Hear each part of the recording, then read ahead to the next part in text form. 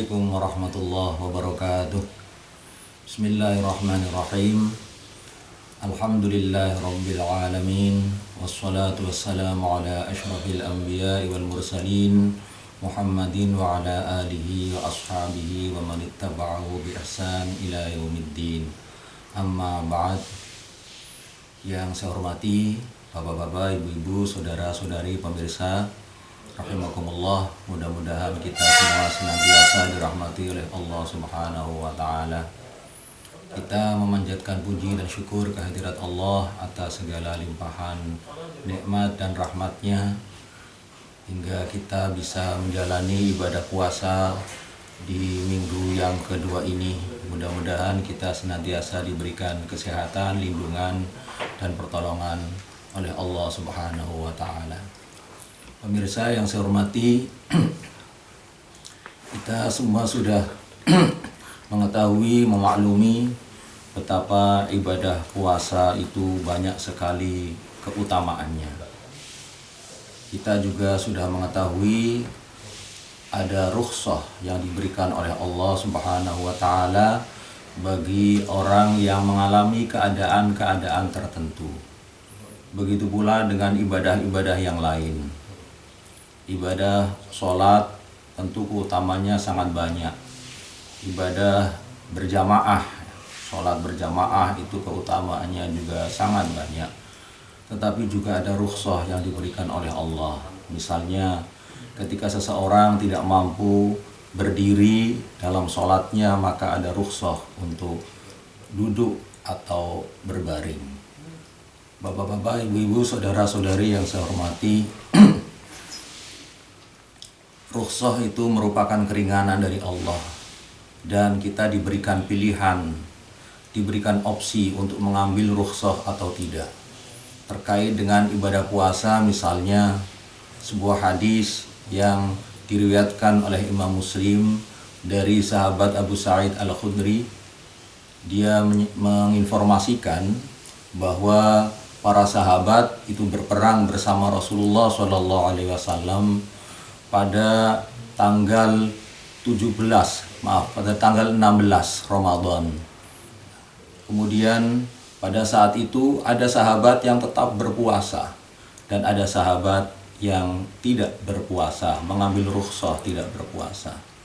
Nah, sahabat Sa'id Al-Khudri mengatakan, falam ya'ib as-sha'im 'alal muftir walal muftir 'alas sha'im. Orang yang berpuasa tidak mencela orang yang tidak berpuasa, dan orang yang tidak berpuasa tidak mencela orang yang berpuasa. Artinya mengambil rukhsah tidak berpuasa ketika sedang bepergian itu merupakan opsi, merupakan pilihan. Namun ketika berpuasa itu sangat memberatkan, maka justru berpuasa itu bukan hal yang lebih utama. Yang lebih utama justru adalah mengambil rukhsah. Seperti yang disebutkan dalam sebuah hadis, ada orang yang berpuasa padahal dia sangat keberatan sedang bepergian, kemudian dia malah tidak sadarkan diri. Rasul kemudian mengatakan, laisa minal bir antasumu fis safar. Bukanlah satu kebaikan kalau kamu berpuasa ketika sedang bepergian. Ini tidak hanya dalam ibadah puasa tentunya, tetapi juga ibadah-ibadah yang lain. Ketika melaksanakan ibadah puasa justru menimbulkan madarat, maka Rasul menganjurkan agar kita mengambil rukhsah. Begitu pula ibadah yang lain, misalnya kalau melaksanakan sholat di masjid akan menimbulkan madarat, maka sebaiknya sholat di rumah saja. Ini bisa dikiaskan kepada ibadah-ibadah yang lain. Bahkan dalam hadis yang lain, dalam riwayat yang lain, Rasulullah SAW itu tegas memerintahkan kita mengambil rukhsah, menganjurkan kita mengambil rukhsah. Wa alaikum bi rukhsatillah allati rakhkhasa lakum faqbaluha. Hendaklah kalian itu mengambil rukhsah, keringanan yang diberikan oleh Allah Subhanahu wa taala. Ya, dan terimalah rukhsah yang telah diberikan oleh Allah itu. Jadi rukhsah itu merupakan pemberian dari Allah terkait dengan rukhsah mengqashar salat. Rasul menjelaskan bahwa mengqashar salat ketika sedang bepergian itu merupakan sedekah. Shadaqatun tasaddaqallahu biha faqbalu shadaqatah. Rukhsah itu merupakan sedekah dari Allah. Maka terimalah sedekah Allah. Terimalah pemberian Allah Subhanahu wa taala. Ini bentuknya amar, bentuknya perintah. Amar itu bisa menunjukkan wajib atau menunjukkan sunnah. Jadi paling tidak hukumnya sunnah bagi kita untuk mengambil rukhsah ketika melaksanakan perintah Allah itu justru memberatkan atau bahkan menimbulkan madarat bagi kita.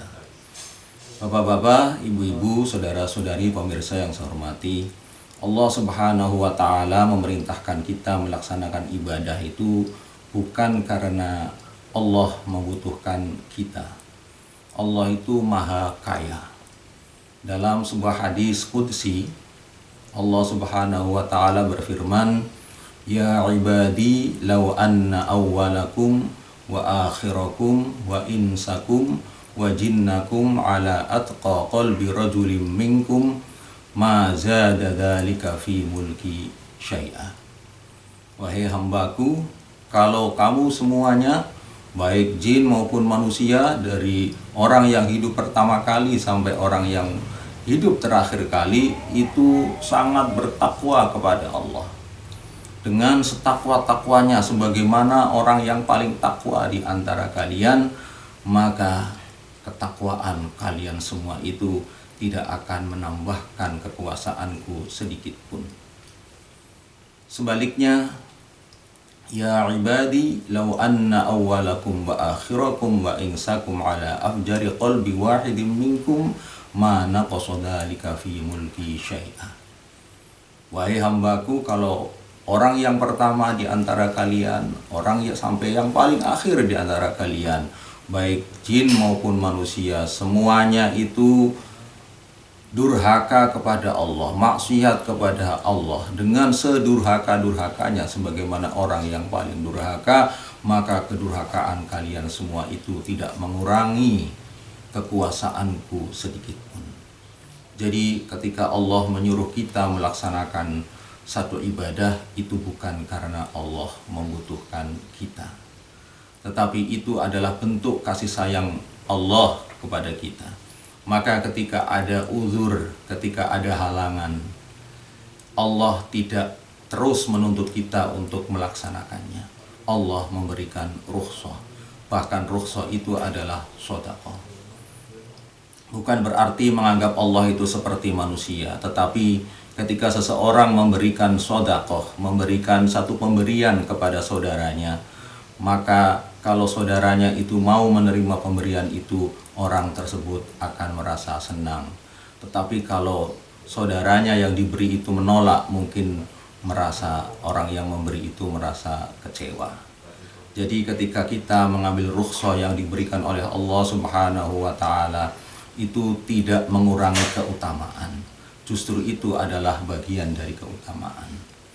Bapak-bapak, ibu-ibu, saudara-saudari pemirsa yang saya hormati, kalau seseorang karena satu uzur atau karena satu halangan tidak melaksanakan satu ibadah yang diperintahkan oleh Allah, lalu pahalanya bagaimana?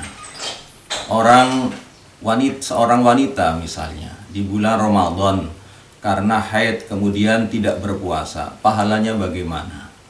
Seseorang yang mau melaksanakan sholat berjamaah di masjid, tetapi karena hujan deras atau karena kekhawatiran menulari atau tertular oleh virus corona, bagaimana dengan pahalanya?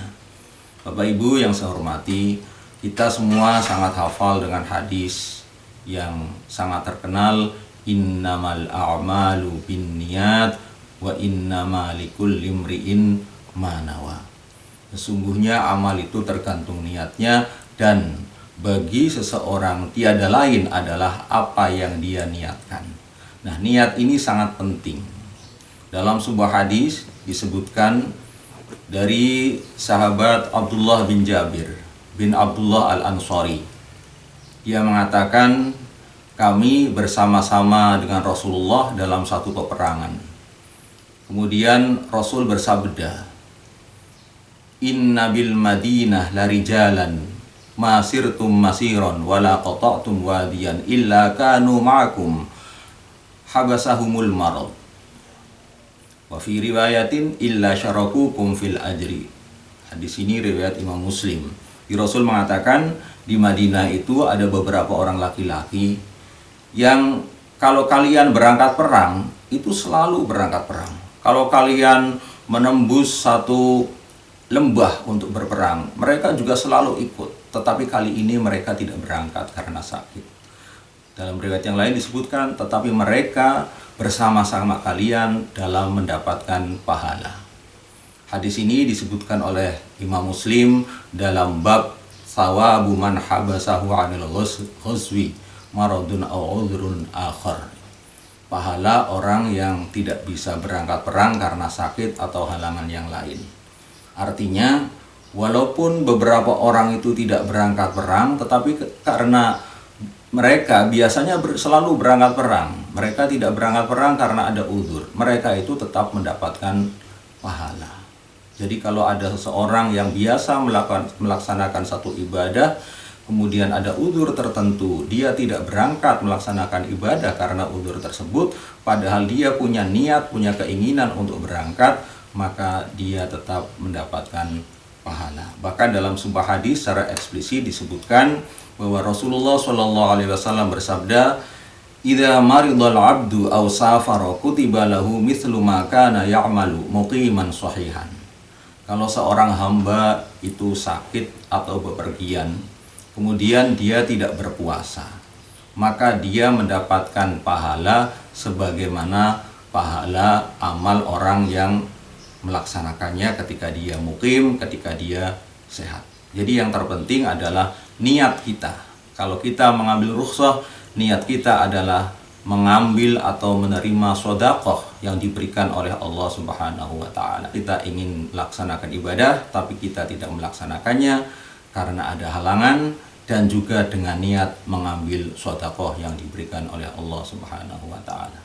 Bapak-bapak, ibu-ibu, saudara-saudari, ini sangat penting agar jangan sampai ketika kita mengalami halangan, mengalami uzur untuk melaksanakan ibadah, kemudian kita tidak melaksanakannya, kita merasa senang malah.